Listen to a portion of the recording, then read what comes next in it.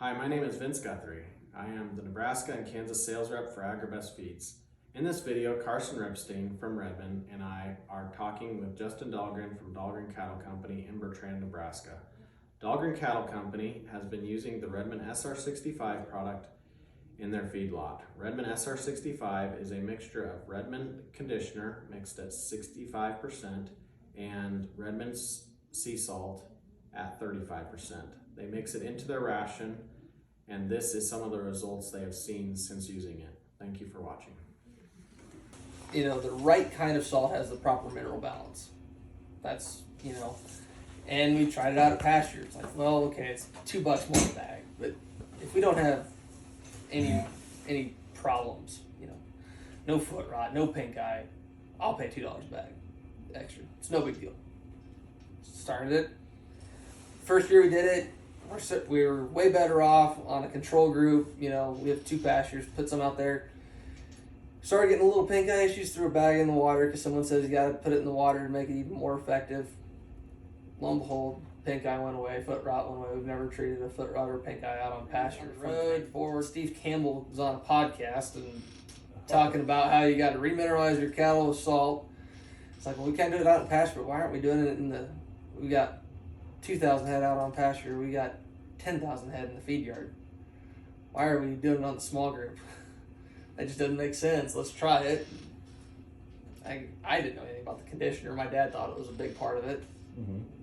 We had a little bloat issue at the time, and not bad, but a little bit of bloat issue. And thought, hell, let's just try it, see where our life takes us. It can't be worse.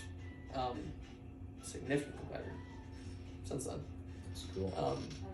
I get data through Benchmark, and we're easily $2 to $3 better than the industry average on vet med cost. And we're at the same or a little bit better in death loss, and it's not because we have better cattle or the best cowboys in the world. It's not. Right. It's because of You said last time I talked to you, the polls you said were significantly down. Yeah, and we don't have Cowboys to are happy. Yeah, well, we don't. I mean, I could probably pull it up for you, but I would bet in the past we would average probably 30 foot rod a month.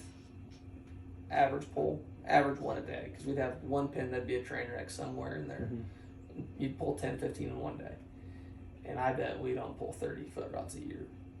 That's pretty cool. Yeah. You said last time I talked to you, the polls. No, I think it's a good product. Talked to me a lot about it, but our blood deaths are down based on what we used to do, and I think it's lower than what it actually should because we don't post them. I think there's some referrals that get called bloats.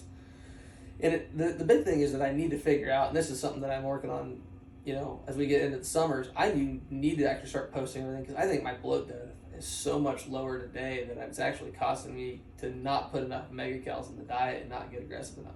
Right. Significantly lower because of Redmonds. Maybe the option is really to make it valuable is now let's start adding tallow or fat or maybe we can take out a little bit of that forage and add a little more corn or wet cake. So you can actually push it back to industry standards. Push it back. But you're gaining in the and if I maintain my ration costs at the same time, I'll increase my cost of gain, or I'll decrease my cost of gain to a point that makes sense. Uncompetitive. Like that's where the real value comes. It's not reducing the digestive deads is great if you have a problem. Mm-hmm. The health benefits are great, but the real money is going to come if we can actually turn around and use this product and increase our energy content in the diet. Because there's no secret. The highest cost per energy unit that we've got in the feed yard by far is our forage. Right. Mm-hmm. Oh, yeah. Every diet. How can we eliminate that? Yeah, that's true. That's cool. So if you can cut down 5% out of your diet on an as-fed basis, that is, everyone else does dry, so call it 2% even. Well, think about it from you can replace that with corn. Go operational. Okay, this is a huge deal too. It takes me 28 days if a load of pen of cattle came in today, it's 28 days before they're on full feed. Right? Day 29, they'll be on full feed on a typical operation. Well, I've never got a full truckload right of feed. It takes a bunch of time, and that ration are inherently more expensive than my finished ration.